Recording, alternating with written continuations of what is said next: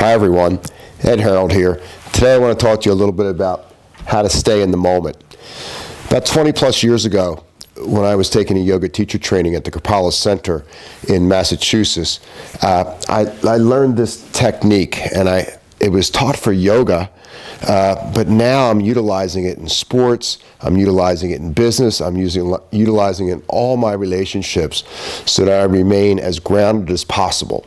So that when life becomes complex, I have tools to keep it simple, to keep rewiring the brain so that I'm constantly mindful and growing my personal awareness space, my self-management space, my self-correction space, so I don't get drawn into confusion, I don't get drawn into chaos, and I remain congruent with what my heart wants to do with my brain in the choices I'm making in the present moment.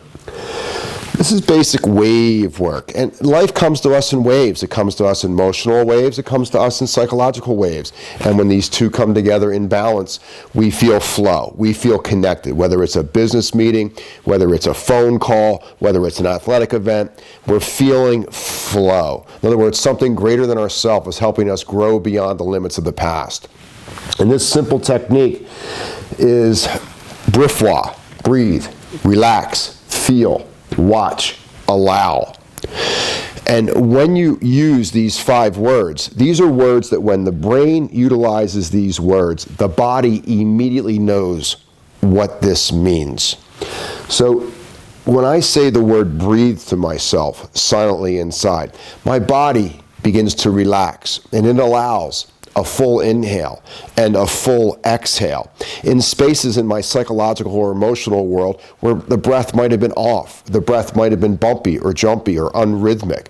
So as soon as we say breathe to ourselves, it's something that just organically begins to produce calm. In other words, the stimulating energy and the relaxing energy comes into balance. So repeating the word silently to myself, breathe, keeps energy moving. It keeps awareness growing. And when things become uncomfortable, I have the ability to try to breathe through the suffocating part of that story the last time it came up onto my mind. So you're constantly creating neuroplastic opportunities in the brain by allowing the physiology to keep adding oxygen to the issue. As life evolves, when I breathe, it naturally echoes into relaxation. And the more I can breathe, slow diaphragmatic breathing through the nostrils, controlling the length of the inhale, the pace of the exhale, and keeping them long, so I'm taking very few breaths per minute, there's a natural parasympathetic or relaxation response that moves through the nerve endings of the peripheral nervous system of my body and the mental images that I'm working with. And in this, we take care of the vascular system, so the heart rate remains down, so the brain can make the best choice in the present moment in a relaxed state. So breathe and relax. As soon as you say relax to the body knows immediately what that means. The brain will target with the breath the parts of the body that are under tension, and it'll send relaxation hormones and neurochemistry to that to keep you calm. Feel. Feel when breathe and relax come together as one, there's an opportunity to feel our thoughts. When we begin to feel our emotions, or energy in motion, this gives us a great opportunity to interact with our thoughts in a way that helps the thoughts stay true north. We don't wiggle off the truth. We learn how to remain silent and listen deeper. And the words that we're using to activate behavior or manifestation of intention are extremely clear and easy to understand. So when we're feeling our thoughts, this helps evolve the thought. It helps evolve the neuroplasticity of the brain and changes those old feedback loops that we created when we were kids and allows us to deal with what's happening there in a mature, systematic, easy way that allows us to grow beyond yesterday, today, and this will make tomorrow better. So this word feel is the foundation of our emotional intelligence, that deep emotional equanimity or balance around the psychological pleasures or pains, around the love or the non-love, looking for emotional equanimity. And anytime you're dealing with feeling, it's coming from the gut. It's coming from the body. And learning how to manage our emotional states so that our emotional states don't manage us is key to being a strong interpersonal leader. In other words, taking yourself beyond the old thinking model, and also becoming a better leader in what you're doing in the external world, in your work environment, in your home life. When these three come together, breathe, relax, feel, rather than judge what's happening, rather than compete what's happening in the inner world, what we want to do is we want to observe it or watch. So in other words, there's a part of my mind that constantly watches whatever's taking place like a referee, and it doesn't interfere with it. It just lets it evolve beyond the last pain point when that thought form or that emotional imprint came up to my mind. So watching could be the first step of entering a compassionate mindfulness exercise with yourself, not trying to hang on to any of the old ropes that held us in place, and just letting the event be what it's going to be longer than the last time. So breathe, relax, feel, and watch what's happening inside, becoming a neutral observer of the psychological process and letting it unfold organically. It's almost like a state of non-awareness, where you're just noticing what's happening without the old attachments. And the last would be allow.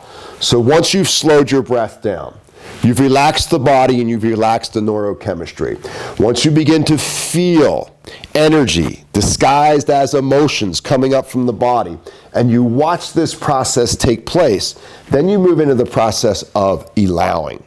And old painful memories, old painful habitual habits, old painful parts of our life that we would care not to interact with anymore psychologically or emotionally, you just want to allow these moments to unfold universally.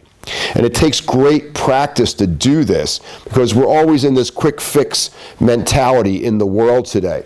And when you can allow the moment to come up for yourself, where you're not pushing away what was painful last time, you're not clinging to what was loving to you last time or needing that to feel self-confident about yourself. This allow and watch process is the key to growing beyond who you were and becoming what you've always been. So what I would recommend to you is practice this at home. Get quiet with yourself. Do 2 or 3 minutes of slow motion diaphragmatic breathing, where your goal simply is to breathe as slowly as you possibly can for 2 minutes, completing the inhale, completing the exhale. Your goal is simply a full inflation of the lungs from the belly to the chest and a full deflation of the lungs. Remember, you want to keep the facial features extremely soft, relaxing the eyes, relaxing the low jaw. And then once you get settled psychologically inside, once the heart rate drops down, once the parasympathetic hormones start to move through the body, with your eyes closed, practice saying to yourself, breathe. Take a few breaths. Repeat the word to yourself, relax, and then take several breaths. Feel the moment first before you decide to apply a thought. Several more breaths, and then watch or become the observer of what you're aware of. And then above all, allow the moments to unfold, as each moment in our life is a premier moment. There doesn't need to be any sequels. And releasing the parts of ourselves that want to replay things that happened 20 years ago because they were great. Then the boomerang of that is things that happened 20 years ago that we would prefer not be involved in won't have the same electrical or emotional charge to them, and they'll start to wither on the vine. So moving into the allow process, trusting that there's something greater than yourself trying to swim to the surface to provide guidance for you spiritually or from your soul so that all of your dreams are met before the end of your life. Allow, trust. So just go through several rounds of breathing, silently repeat to yourself these words one at a time to yourself, and then gradually this will form a kind of a boundary or a mapping system to your subconscious brain. And then the conscious brain, it's making the choices at work or in your workout routines or in your races or in the relationships that you have that are sexual or at home. They become a lot more dynamic. There's a lot more energy and vitality in them, but there's more mental calm. There's a greater gift than what we're always getting from our 5 sense perception. Practice this in all forms of your life, and it'll always be there for you to defuse pain before it becomes suffering. Thanks for watching. Let me know how it goes for you, and as always, go be great.